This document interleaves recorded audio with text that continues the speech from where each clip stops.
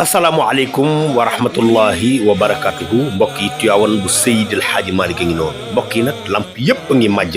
lamp yaa ngi tàkk tabarakallahu fépp a ngi leer Demba Diop Sy borom Sabador bi le maire de la ville de Tiwaawan mu ngi ci def kéemtalaay kattanam xadara baa ngi noonu tabarakallahu Seydil Hadji Malick Sy lii rek la yooyu dëkk bi leer nañ ñi mel ni bëccëg tabarakallahu Diop Sy ñu ngi la ci sant bu baax di la gërëm waaye nag ñu ngi lay fàttali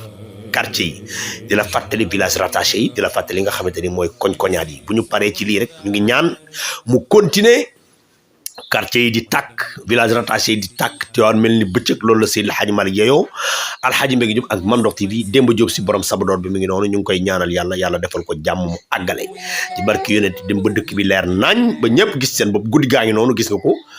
foofu mooy Carrefour lamp yaa ngi noonu di tàkk Carrefour route nationale bi lépp di majj lépp di tàkk Tiwaawan bu Seydil Hadji Malick Sy lii rek la yooyu Demba Diop Sy borom Sabador bi ñu ngi lay fàttali daal li nga xamante ni mooy village rattaché yi ñu ngi lay fàttali li nga xamante ni mooy quartier yi roq-roqaat yi